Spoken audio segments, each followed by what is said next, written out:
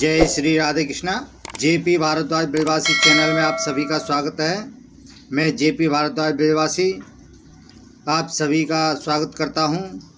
तो मित्रों, आज अपने YouTube चैनल के माध्यम से सोमवार के व्रत कथा के बारे में आपको बतला रहे हैं, जो कि इस वर्ष 6 जुलाई से दिन सोमवार से ही श्रावण मास प्रारंभ हो रहा है। तो कहते हैं कि भगवान शिव को प्रसन्न करने के लिए किसी भी तरह के खास विशेष पूजा की आवश्यकता नहीं होती है, क्योंकि वह तो भोले हैं और भक्त की मन से की गई क्षणिक मात्र भक्ति से ही वह प्रसन्न हो जाते हैं।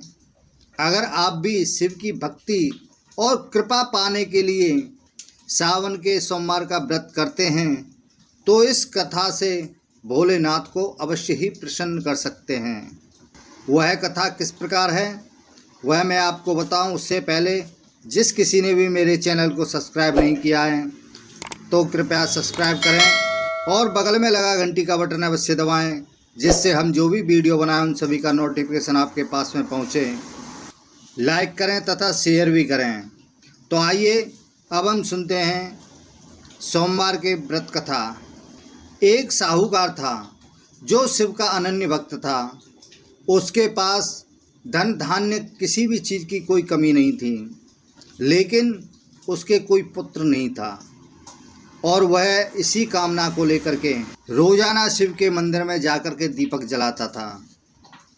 उसके इस भक्ति भाव को देख कर के एक दिन माता पार्वती ने शिव जी से कहा कि हे प्रभु, यह साहूकार आपका अनन्य भक्त है, इसको किसी बात का कष्ट है, आप इसके कष्ट का निवारण क्यों नहीं करते हैं।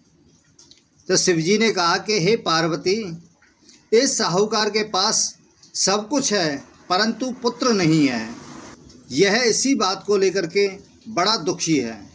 तब माता पार्वती कहने लगी कि हे प्रभु, कृपया करके इसे पुत्र का वरदान दे दीजिए। तब भोलेनाथ ने कहा कि हे पार्वती, साहूकार के भाग्य में पुत्र का योग नहीं है, ऐसे में अगर इसे पुत्र प्राप्ति का वरदान मिल भी गया तो वह केवल 12 वर्ष की आयु तक ही जीवित रहेगा। यह सुनने के बाद भी माता पार्वती ने कहा कि हे प्रभु, आपको इस साहूकार को पुत्र का वरदान अवश्य देना चाहिए। अगर आप किसी भक्त की मनोकामना पूर्ण नहीं करेंगे तो भक्त क्यों आपकी फिर सेवा पूजा करेंगे। माता पार्वती के बार बार कहने से भोलेनाथ ने साहूकार को पुत्र का वरदान दिया, लेकिन उस साहूकार से यह भी कहा कि आपके पुत्र की आयु केवल 12 वर्ष तक ही है, वह 12 वर्ष तक ही जीवित रहेगा। साहूकार यह सारी बातें सुन रहा था, इसलिए उसे ना तो खुशी हुई और ना ही दुख हुआ। वह पहले की ही तरह भोलेनाथ की पूजा अर्चना करता रहा। उधर सेठानी गर्भवती हुई और 9वें महीने में उसे सुंदर से बालक की प्राप्ति हुई। परिवार में खूब हर्षोल्लास मनाया गया, लेकिन साहूकार पहले की ही तरह रहा और उसने बालक की 12 वर्ष की आयु का जिक्र किसी से भी नहीं किया। जब बालक 11 वर्ष का हुआ तो एक दिन साहूकार की सेठानी से बालक के विवाह के लिए कहा, तो साहूकार कहने लगा कि अभी बालक को पढ़ने के लिए काशी जी भेजेंगे। ऐसा कहने के पश्चात में साहूकार ने बालक के मामा को बुलाया और कहा कि इसे काशी पढ़ने के लिए ले जाओ और रास्ते में जिस भी स्थान पर रुकना वहाँ यज्ञ करते और ब्राह्मणों को भोजन कराते हुए आगे चले जाना। उन्होंने भी इसी तरह से करते हुए जा रहे थे तो रास्ते में एक राजकुमारी का विवाह था, जिससे उसका विवाह होना था। वह एक आंख से काना था। तो उसके पिता ने जब अति सुंदर साहूकार के बेटे को देखा तो उसके मन में आया कि क्यों ना इसे ही घोड़ी पर बैठा दिया जाए और शादी का कार्य पूर्ण रूप से करा दिया जाए। तो उन्होंने मामा से बात की और कहा कि इसलिए इसके बदले में वह ढेर सारा धन देंगे। तो वह भी राजी हो गया। उसने कहा चलो ठीक है, कर दीजिए। इसके बाद साहूकार का बेटा विवाह के मंडप में बैठ गया।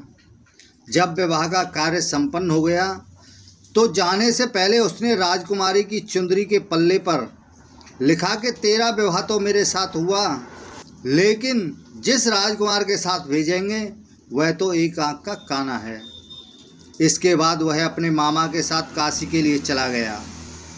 उधर जब राजकुमार ने अपनी चुनरी पर यह लिखा हुआ पाया तो उसने राजकुमार के साथ जाने से मना कर दिया।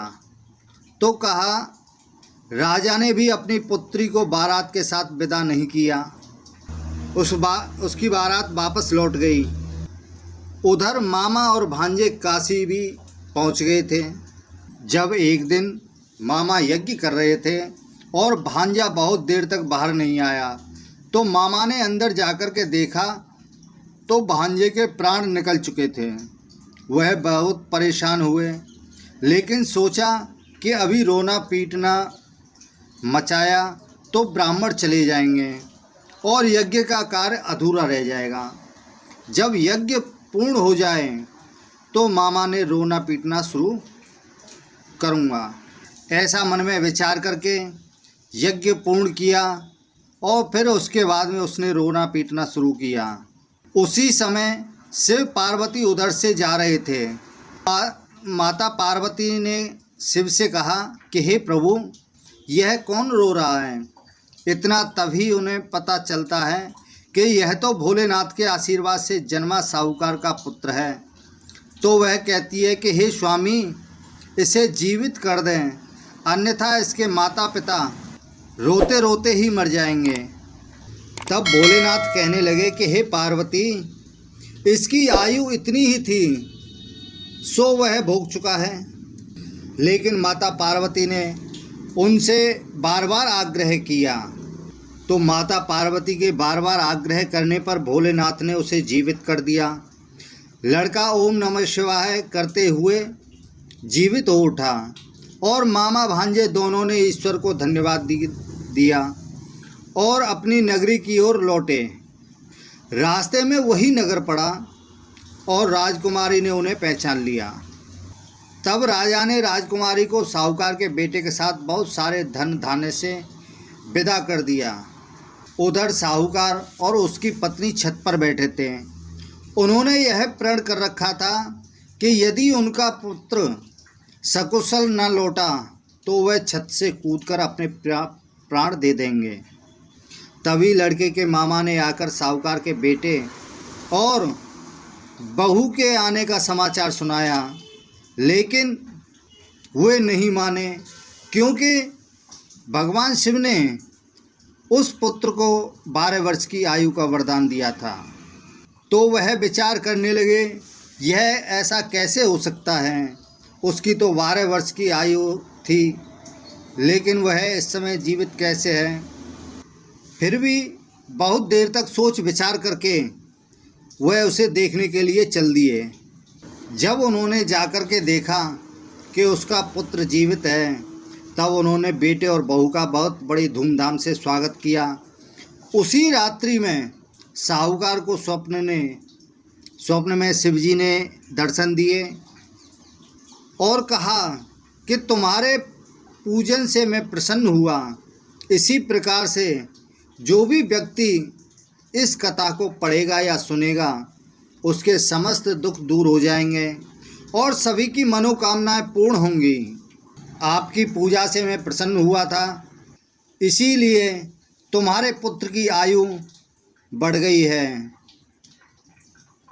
वैसे तो यह मृत्यु को प्राप्त हुआ था, लेकिन तुम्हारे पूजन से मैं प्रसन्न था, इसलिए इसको लंबी आयु का वरदान दिया है। इसी के साथ ही सोमवार व्रत कथायां संपूर्ण। बोलो भोलेनाथ की जय, बोलो शंकर भगवान की जय, बोलो माता पार्वती की जय। तो आज के लिए बस इतना ही। जय श्री राधे कृष्णा।